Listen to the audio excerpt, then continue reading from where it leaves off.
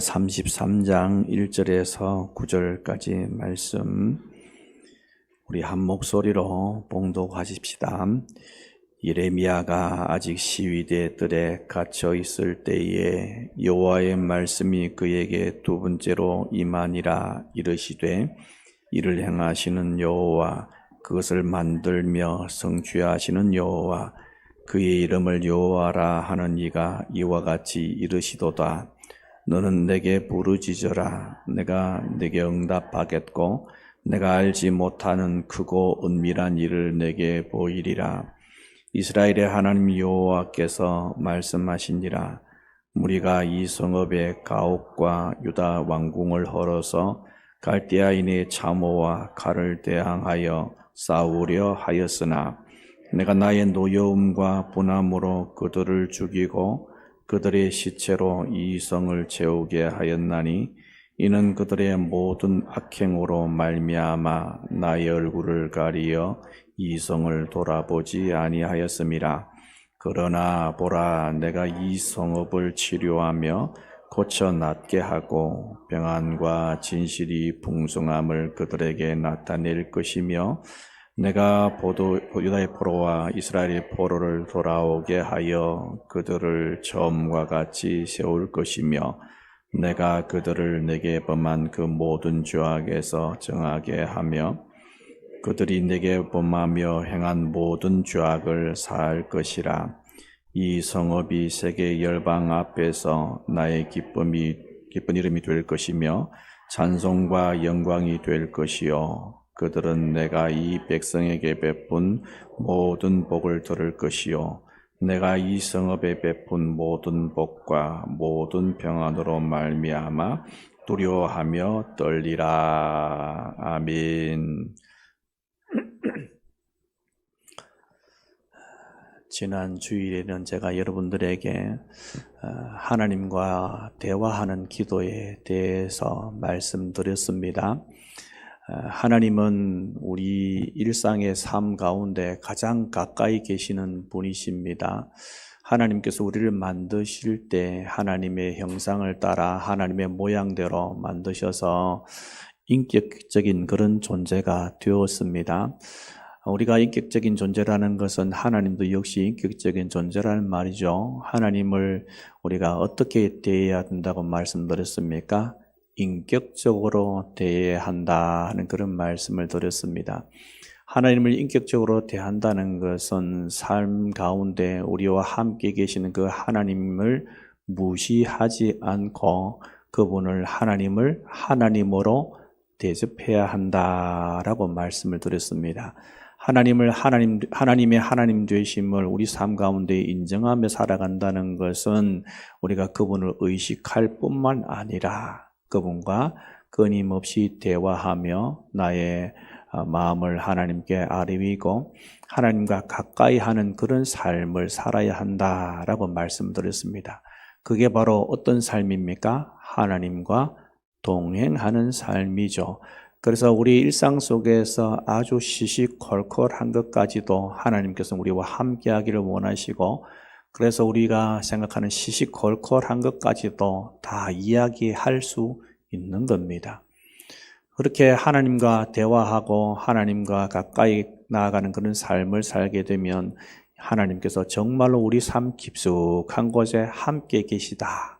정말로 하나님께서는 나와 동행하신다 하는 것을 확실히 깨달아 알 수가 있게 되는 것이죠.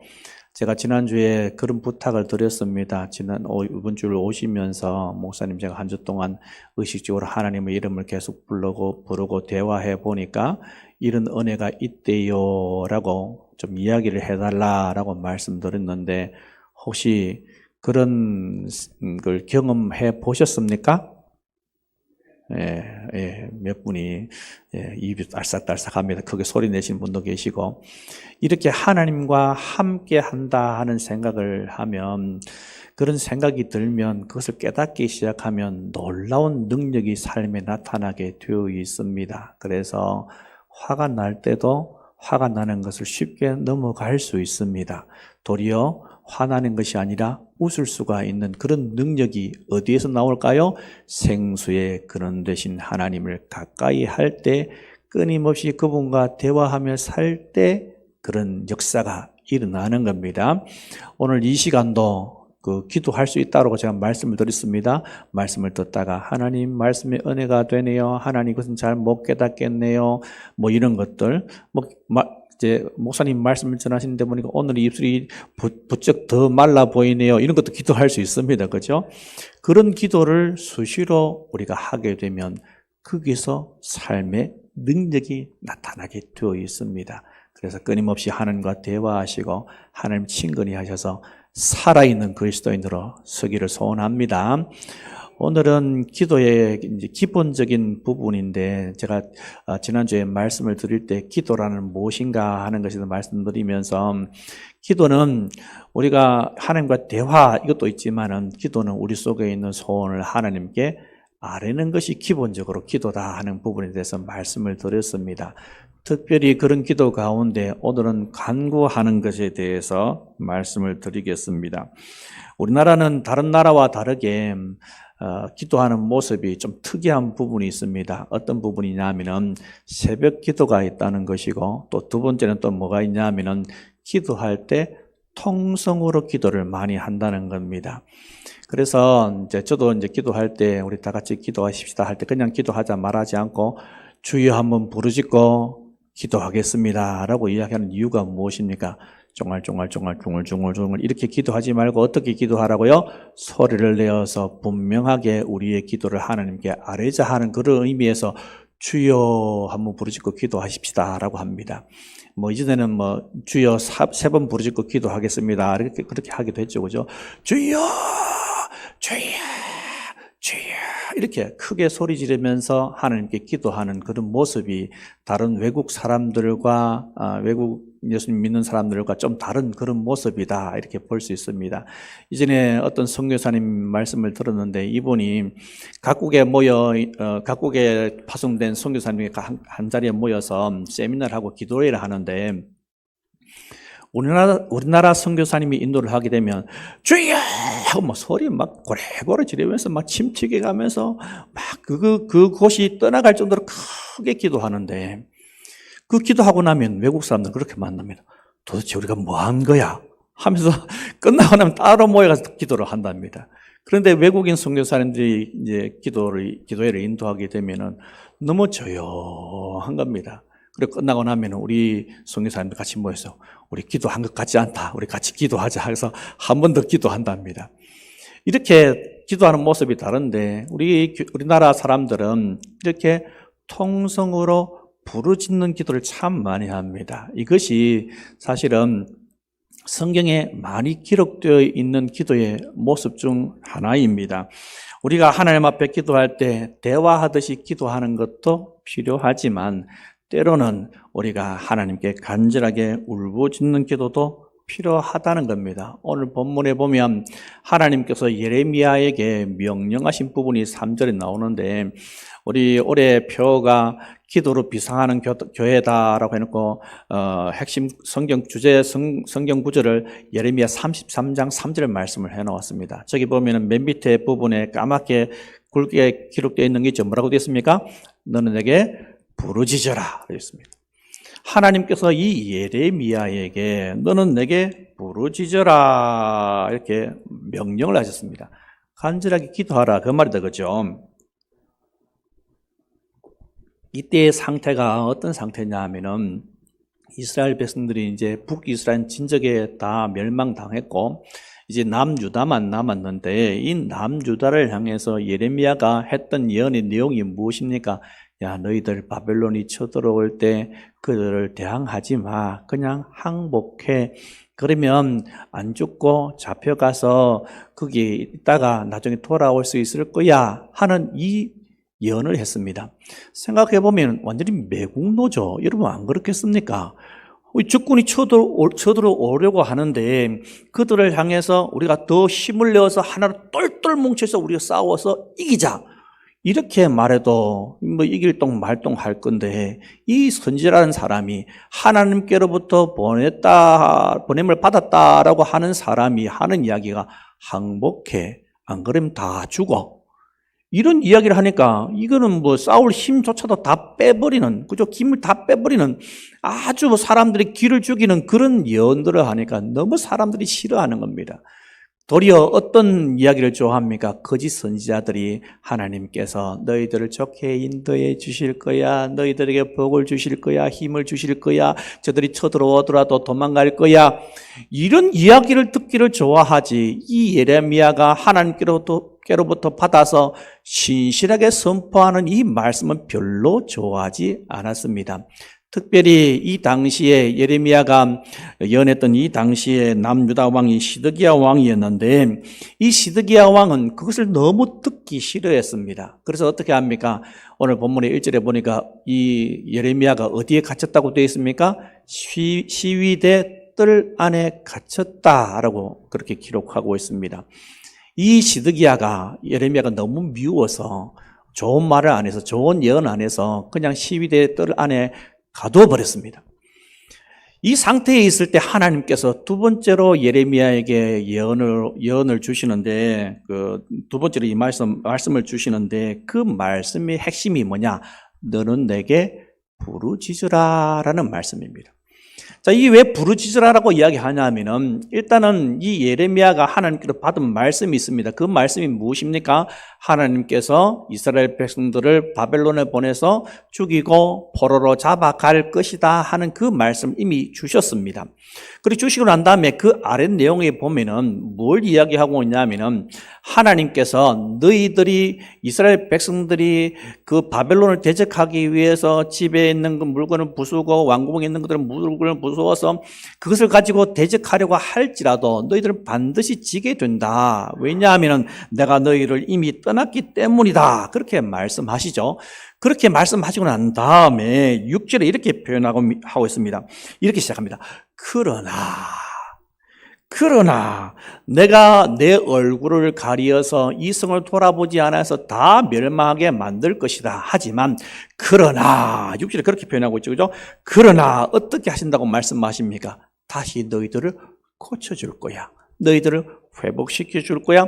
너희들 다시 돌아오게 만들 거야. 사람들이 너희들을 보고 이야, 이 나라 정말로 대단하다라고 말을 할 수 있을 정도로 그렇게 너희들을 회복시켜 줄 거야. 이 세상 열방이 너희들을 두려워하게 될 거야 하는 그 약속의 말씀을 하십니다. 자, 이런 약속의 말씀을 하시는데 왜 부르짖으라 할까요? 다 아는 사실 아닙니까? 그럼 그죠? 이미 하나님께서 주신 사실인데, 그런 예언인데 왜 부르짖으라 할까요?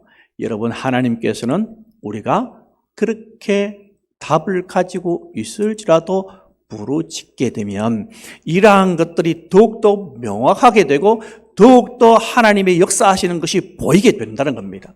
그래서 뭐라고 말씀하시는 겁니까? 너는 내게 부르짖으라. 그러면 어떻게 하신다고요? 하시는 말씀이 3절에 하시는 말씀이 내가 내게 응답하겠고 내가 알지 못하는 크고 비밀한 일을, 너희 은밀한 일을 내게 보이리라 라고 말씀하셨습니다. 하나님께서 이 은밀한 일을 보이시는데 특별하게 구체적으로 예레미야 25장 11절 12절에 이렇게 표현을 하고 있습니다. 우리 같이 읽겠습니다. 이 모든 땅이 폐허가 되어 놀랄 일이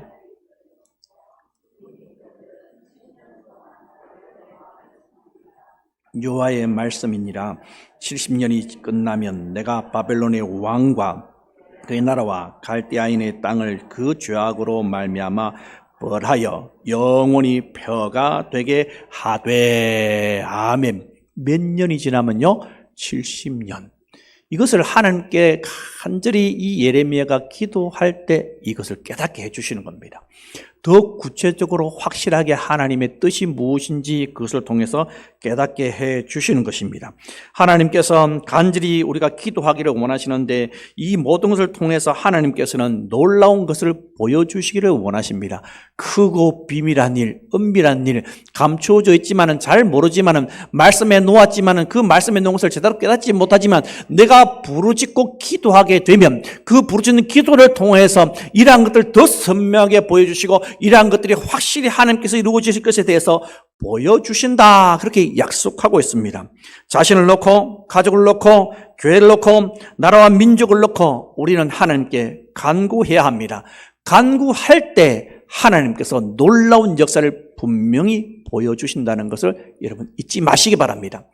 사사시대에 보면은 우리가 잘 알고 있는 삼손이라는 사람이 있습니다. 머리도 길고 힘도 엄청나게 세서 혼자서 성문을 맨손으로 뜯을 수 있는 능력 있는 사람, 맨손으로 사자를 때려잡을 수 있는 그런 능력 있는 사람, 이 사람이 이스라엘 사사로서 살게 되었는데, 이 이스라엘 사사로 살 때 이 당시 블레셋 사람들이 이스라엘 백성들을 굉장히 많이 괴롭혔습니다.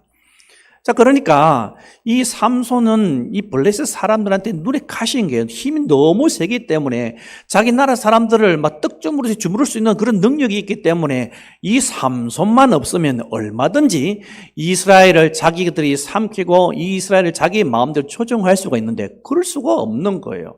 그래서 이 삼손을 없애기 위해서 사람들을 보냅니다. 보내가지고 이 이스라엘 사람들로 하여금 삼손에게 압박을 강하게 합니다. 3,000명쯤 이스라엘 사람들이 이 삼손한테 가서 하는 이야기가 네가 잘 알고 있지 않느냐. 우리가 잘못하면 까딱 잘못하면 이 바벨론한테 블레셋 사람들한테 큰 곤란을 당할 수 있다. 좀 더 나서지 마라. 요청을 합니다. 그래가지고 이 이스라엘 사람들이 이 삼손을 데리고 블레셋 사람들한테 넘겨줍니다. 그랬을 때 이 삼손이 가만히 있습니까? 하나님의 영이 임하니까 힘이 엄청나게 세져가지고 나귀 특별을 가지고 블레셋 사람 1,000명을 죽입니다. 1,000명을 죽이고 난 다음에 그냥 아무리 힘이 세고 강할지라도 1,000명을 죽이려면 힘이 많이 들겠죠, 그죠? 그래서 몸에 진이 다 빠져서 목이 너무 말라 죽게 되었습니다. 그랬을 때 이 삼손이 이렇게 합니다. 우리 말씀 같이 한번 읽어보겠습니다. 사사기 15장 18절 말씀. 삼손이 심히 목이 말라 여호와께 어떻게 부르짖어 이르되 주께서 주의 손을 통하여 이 큰 구원을 베푸셨사오나 내가 이제 목말라 죽어서 할례 받지 못한 자들의 손에 떨어지겠나이다. 아멘. 큰 승리를 거두었지만 이제 물이 없어서 죽게 생겼습니다. 물을 마시지 못하면 결국 블레셋 사람들이 오게 되면 자기가 힘이 없으니까 죽을 수도 있다는 그런 두려움이 이 삼손에게 임했습니다. 그래서 어떻게 했습니까? 하나님께 간절하게 부르짖었습니다. 그러니까 하나님께서 땅에 우묵한 곳을 터뜨리셔서 거기서 샘이 나게 하시고 그것을 마시고 생기 있게 살아나게 만들어 주셨습니다. 자기가 어떻게 할 수 없는 그런 상황에서 할 수 있는 방법이 아무것도 없습니다. 조금만 가면 옆에 샘물이 있다라고 생각한다면 부르짖을 필요가 없죠. 그냥 가서 마시면 되니까. 자기한테 물통이 있으면 그렇게 부르짖을 필요가 없죠. 그냥 마시면 되니까. 하지만 방법이 없으니까, 어떻게 할 수 없으니까, 자기가 죽을 것 같으니까 하나님께 뭐 했어요? 부르짖었습니다. 여러분, 우리가 상과 같은 문제를 뛰어넘을 수 없는 그런 문제들을 만날 때 우리가 뭐 해야 된다는 겁니까? 부르짖어야 합니다. 여러분 가족을 변화시킬 수 있는 능력이 여러분에게 있습니까? 없습니다. 우리는 머리털 하나도 희거나 검게 할 수가 없고 키를 한 자나 더하게 할 수 있는 능력이 있는 존재가 아닙니다. 그렇기 때문에 우리는 뭐 해야 됩니까? 부르짖어야 하는 겁니다. 누구한테요? 하나님께 부르짖어야 하는 겁니다. 성경에 또 다른 사람의 예를 한번 들어보겠습니다. 한나라는 사람입니다. 한나의 남편은 엘가나는 아내가 2명이 있었는데 한 사람은 버닌나, 한 사람은 한나. 이 한나는 아기를 갖지 못했지만 버닌나는 아기를 낳았습니다. 아기를 낳고 나서 한나를 얼마나 박해하는지 성경은 어떻게 표현되었냐면 심히 격노케 했다, 격분시켰다 그렇게 표현하고 있습니다. 그러니까 이 마음이 어떻겠습니까? 이 세상에 채울 수 없는 것 중에 서너 가지 중에 한 가지가 바로 아이 비지 못한 태라고 전도서는 말씀하고 있죠. 그러니까 이 마음이 얼마나 답답하고 공고하고 힘들겠습니까? 그래서 남편이 위로해도 위로가 되지 않습니다. 그래서 어떻게 합니까? 성전에 올라가서 하나님께 기도합니다. 이 기도의 내용을 한번 보겠습니다. 사무엘상 1장 10절 11절 말씀입니다. 같이 읽겠습니다. 한나가 마음이 괴로워서 여호와께 기도하고 통곡하며 서원하여 이르되 만군의 여호와여, 만일 주의 여종의 고통을 돌보시고 나를 기억하사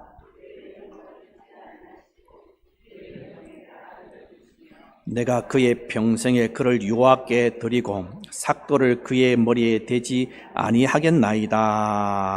아멘. 한나가 마음이 괴로워서 너무 힘든 겁니다. 요즘은 그런 것이 별로 그렇게 크게 다가오지는 않지만은 과거에 아기를 못 낳게 되면 엄청나게 많은 핍박을 받았지 않습니까? 그렇기 때문에 그 중에서도 딸이 아니라 아들을 반드시 낳아야 된다는 그런 생각이 우리 이제 사회에 편만하게 퍼져 있었기 때문에 아기를 낳지 못하면, 특별히 아들을 낳지 못하면 정말로 고통스러운 나날을 보냈던 그런 때가 있었습니다. 이 한나가 바로 그런 상태입니다. 아기를 낳지 못하는 것 때문에 너무 고통스러운 겁니다. 그래서 어떻게 해요? 하나님 앞에 기도하기는 기도하는데 어떻게 기도했다고요? 기도하고 통곡했다라고 말씀하고 있습니다. 통곡했다는 것이 무슨 말입니까? 원어상에 보면 통곡이라는 말은 사실은 단어 두 개를 이어놓은 겁니다. 울고 또 울고 이렇게 되어 있습니다. 울고 또 울고, 울고 또 우는 이유가 무엇입니까? 여러분, 정말로 어렵고 고통스러운 일이 생겼을 때 그냥 한번 하나님 도와주십시오라고 끝납니까? 아니죠. 하루 종일 내 뇌리에서 그게 떠나지 않습니다. 하나님, 제 마음이 너무 곤고하고 힘듭니다. 어떻게 하면 좋습니까? 아침에 일어나자마자 하나님, 제가 나 마음이 너무 곤고하고 힘듭니다. 너무 공허합니다. 어떻게 하면 좋습니까? 점심을 밥을 먹다가도 하나님, 제 마음이 너무 곤고하고 힘듭니다. 이렇게 도저히 살아갈 수가 없습니다. 하루 종일 그 기도가 나의 탄식처럼 밖으로 튀어나오게 되어 있습니다. 이 한나가 바로 그런 상태입니다. 자기가 아기를 낳지 못하는 것 때문에 너무 고통스러운 겁니다. 그래서 매일매일 순간순간이 고통스러운데 이 사람은 탄식하는 걸로 끝나는 것으로 그것을 그치는 것이 아니라 뭐 했습니까? 여호와 앞에 나아가서 뭐 했어요? 간절하게 하나님께 통곡하면서 부르짖었습니다. 우리가 바로 이런 사람이 되어야 한다는 것이지요. 간구라는 게 무엇입니까? 간절히 소원을 하나님께 아뢰는 것이 간구입니다. 그냥 이거 이루어 주십시오, 안 이루어져도 상관이 없고 이렇게 하는 것은 간구가 아니죠. 뭐가 간구입니까? 하나님, 이거 없으면 안 됩니다. 이게 바로 간구 아닙니까?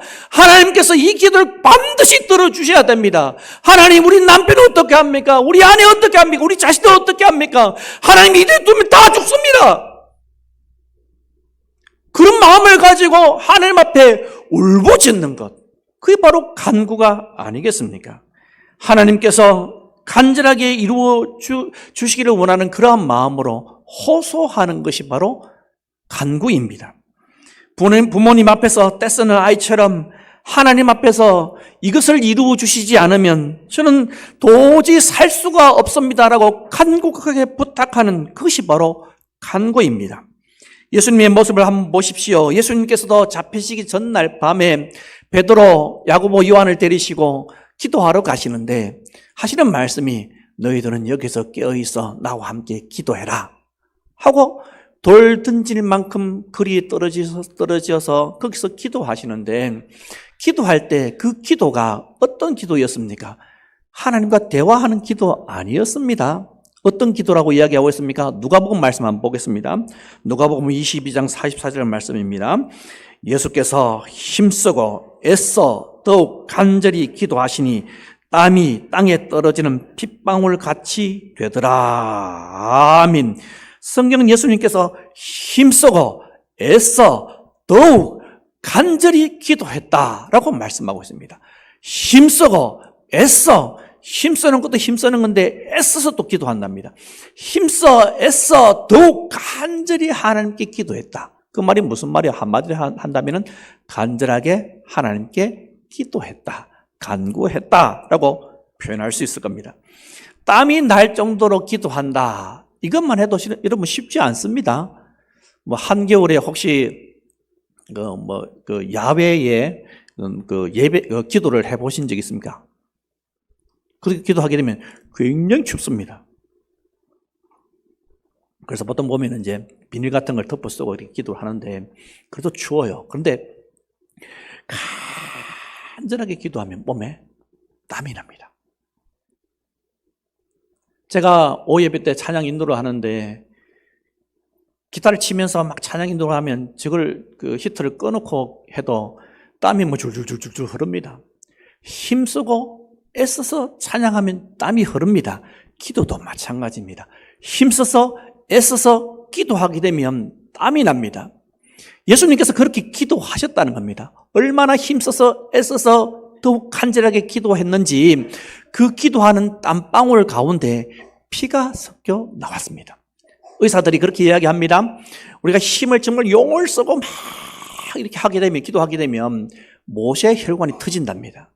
모세 혈관이 터지면은 땀과 함께 그 피가 섞여서 나온답니다. 그래서 어떻게 되는 거예요? 오늘 방금 읽었던 말씀처럼 땀방울이 핏방울처럼 되어서 흘러내릴 정도로 기도한다는 겁니다. 자, 그렇게 본다면, 자, 예수님께서 하신 기도가, 여러분 자녀가 여러분한테 와가지고 뭔가를 요구할 때, 아빠! 정말로 저는 이거 진짜 말로 필요해 하면, 야, 좀 살살 이야기해라. 다 듣고 있다. 이렇게 이야기하겠죠. 그렇기 때문에 지금 예수님께서 하시는 기도는 단순하게 대화의 기도가 아닙니다. 뭐 하는 겁니까? 내 속에 있는 모든 것을 다 끌어올려서 그 속에 있는 모든 걸 다 끌어올려서 자신이 가지고 있는 그 마음의 소원을 하나님께 정말로 온 몸을 다해서 온 마음을 다해서 힘을 주어 목에 핏대를 세우고 하나님께 하는 기도입니다. 그렇기 때문에 이 기도는 대화의 기도가 아닙니다. 뭐예요? 간구하는 기도입니다. 이 기도가 여러분 있어야 합니다. 대화의 기도 진짜 필요합니다. 하지만 절실하게 또 필요한 것은 뭐냐? 간구하는 기도가 우리한테 분명히 있어야 합니다. 그렇게 될 때 하나님께서는 우리를 통해서 그 간구를 통해서 놀라운 일들을 하나님께서 보여주십니다. 예수님께서 하나님의 뜻을 쫓아서 십자가의 길을 가시는데 그 길은 어떤 길입니까? 바로 우리한테 생명을 주시는 길이요, 우리에게 하나님께 나아갈 수 있는 길을 열어주시는 그런 길입니다. 하지만 예수님께서 따라가면서 우는 사람들 향해서 이렇게 말씀하셨습니다. 우리 말씀 한번 보겠습니다. 누가복음 23장 28절 말씀. 예수께서 돌이켜 그들을 향하여 이르시되 예루살렘의 딸들아, 나를 위하여 울지 말고 너희와 너희 자녀를 위하여 울라. 아멘. 이 여인들이 흘리는 눈물은 순수하죠. 왜 그렇습니까? 자신들이 섬기는 예수님께서, 자신들이 주님으로 섬기는 예수님께서 그 십자가의 모진 고통을 당하기 위해서 십자가를 지고 가신다. 그 골고다 길을 걸어가시는 그 모습을 보면서 가슴 아파하지 않을 수가 있겠습니까? 가슴 아픕니다. 주님 하면서 그 비둘기가 우는 것처럼 그 구슬프게 주님을 울면서 따라가고 있습니다. 그런데 주님께서 하신 말씀이, 야, 너희들은 나를 위해서 울지 마. 도리어 너 그리고 너희 자녀들을 위해서 울어. 왜냐하면 예수님께서 가시는 길은 그 끝은 무엇입니까? 비록 고통스럽고 힘든 길이긴 하지만은 그것을 통하여서 예수님은 많은 사람들을 구원하셨습니다. 그렇기 때문에 그 마지막은 기쁨이고 환희입니다. 하지만 이들에게 남겨진 이들의 모습을 한번 보십시오. 과연 이 여인들이 제대로 믿음을 가지고 지키고 살아가는 것이 쉽겠습니까? 아니요, 쉽지 않습니다. 예수님께서 고난 당하셨던 것처럼 예수님 믿는 사람들, 믿고 따르는 사람들도 반드시 고난을 받을 것이라는 것을 주님 잘 알고 계십니다. 그렇기 때문에 너희 자신을 위해서 기도해. 그리고 이 자녀들은 어떻습니까? 이 자녀들이 하나님을 꼭 믿고 따른다는 그런 확신이 있습니까? 아니요, 확신할 수가 없습니다. 그렇기 때문에 너희들은 나를 위해서 울지 말고 너희 자신들과 너희 자녀들을 위해서 울어라 라고 예수님께서 말씀하셨습니다. 한번 곰곰이 생각해 보십시오. 여러분들의 자녀를 놓고 부모님을 놓고 교회를 놓고 울면서 기도했던 때가 언제입니까? 앞으로 10년 후 우리가 간구하지 않고 살아가는데도 불구하고 하나님께서 우리 가족을 평안하게 만들어주시고 잘 예수님 믿게 만들어주시고 우리 자녀들이 아무래도 어긋나지 않고 예수님 잘 믿는 사람을 잘할 것 같습니까? 그런 확신이 있습니까? 아니요. 하나님께서는 우리 앞날을 도저히 알 수 없도록 하나님께서 만들어 놓으셨습니다. 그러면 우리가 뭐 해야 된다는 겁니까? 기도해야 된다는 겁니다. 어떻게 기도하라고요? 간구하라고 분명히 말씀하고 있습니다. 아이고, 뭐, 교회 지금 나오고 있는 괜찮겠지, 뭐. 아니요! 그렇지 않습니다. 하나님께서는 우리 기도를 통해서 하나님의 영광을 드러내기를 원하시고, 우리 기도를 통해서 하나님의 살아계심을 드러내기를 원하시고, 우리 기도를 통해서 하나님께서는 당신의 일들을 이루고 가시기를 원하십니다. 그렇기 때문에 하나님께서 우리를 향해서 기도하라 라고 말씀하시는 겁니다. 그냥 기도하는 것이 아니라 나한테 간구하라, 간절하게 부르짖으라, 통곡해라 라고 말씀하시는 겁니다. 그렇게 될 때 하나님께서 우리 기도를 통해서 하나님의 위대한 일들을 이루어 가시는 겁니다. 우리 교회는 어떠합니까? 앞으로 우리 교회가 10년, 20년 후에 과연 이 자리에 그대로 있을 수 있을 것 같습니까? 여러분, 지금이 바로 기도해야 될 때입니다. 하나님께서 돌아올 것을 약속하시고 기도로 응답해 주실 것을 약속하셨더라도 우리한테는 기도할 의무가 있습니다. 하나님께서 이렇게 말씀하십니다. 에스겔 36장 36절 37절 말씀입니다. 같이 읽겠습니다. 무너진 것을 건축하며 황폐한 자리에 심은 줄을 알리라. 나 여호와가 말하였으니 이루리라.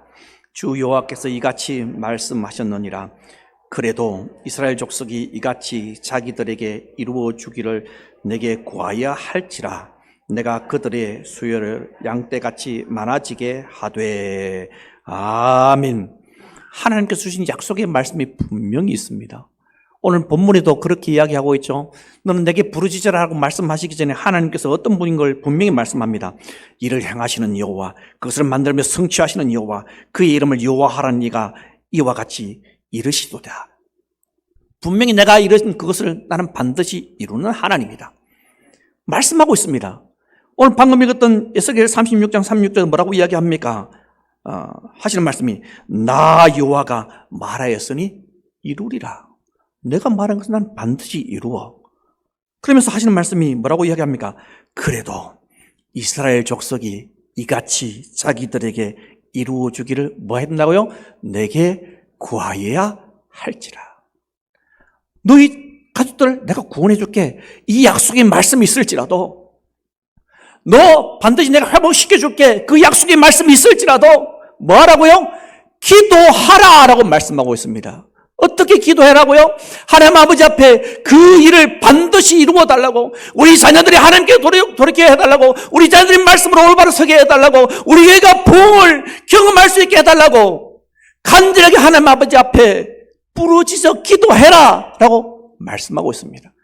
그렇게 되면 어떻게 되는 겁니까? 하나님께서 그 기도를 통해서 당신의 일들을 이루어 가시는 겁니다.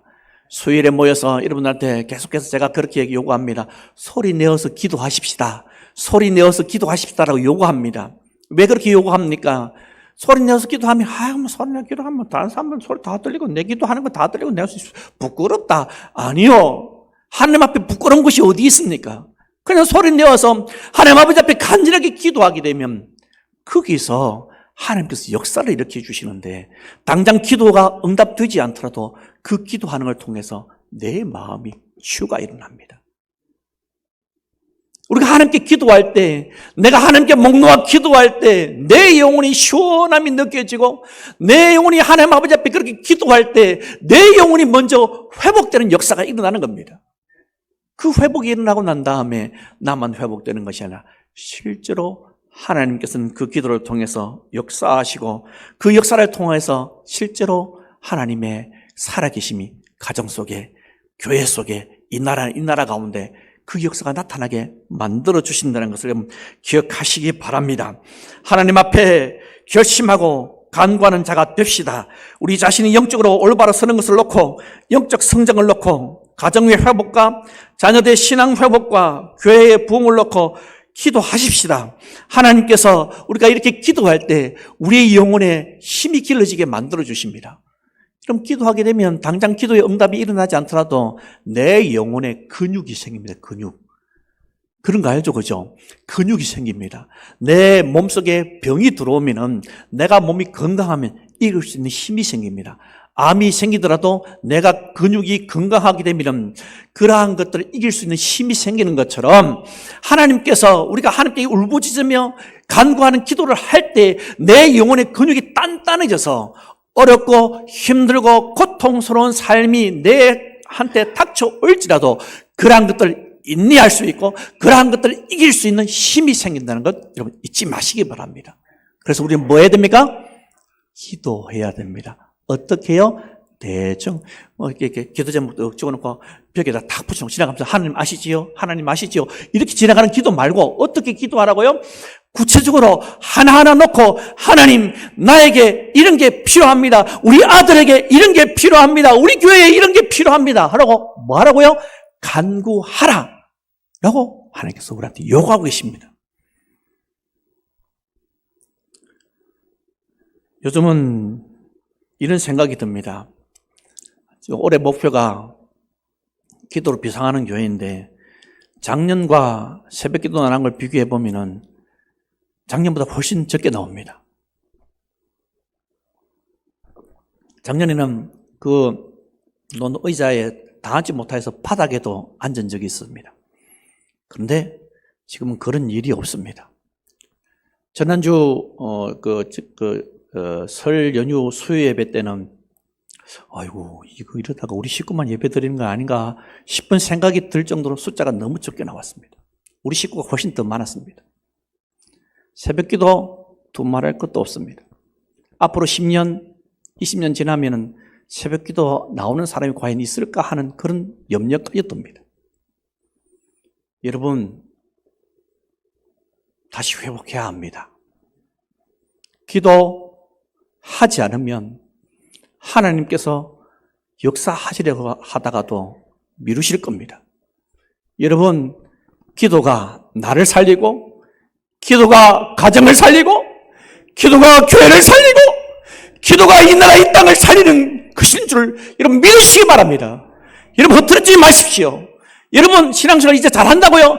여러분 믿지 마십시오. 믿을 수 있는 분은 자식도 아닙니다. 남편도 아니고 아내도 아닙니다. 오직 하나님밖에 없다는 걸 기억하시기 바랍니다. 하나님께 매달릴 때 하나님께 기도할 때 그때 비로소 하나님의 역사가 우리 가운데 나타나게 될 것입니다.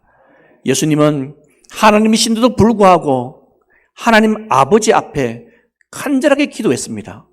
히브리서 말씀 이렇게 기록하고 있습니다. 히브리서 5장 7절 말씀입니다. 같이 읽겠습니다. 그는 육체에 계실 때에 자기를 죽음에서 능히 구원하실 이에게 심한 통곡과 눈물로 간구와 소원을 올렸고 그의 경건하심으로 말미암아 들으심을 얻었느니라. 아멘. 예수님께서 하나님 아버지 앞에 기도할 때 심한 통곡과 눈물로 간구와 소원을 올렸다라고 말씀하고 있습니다.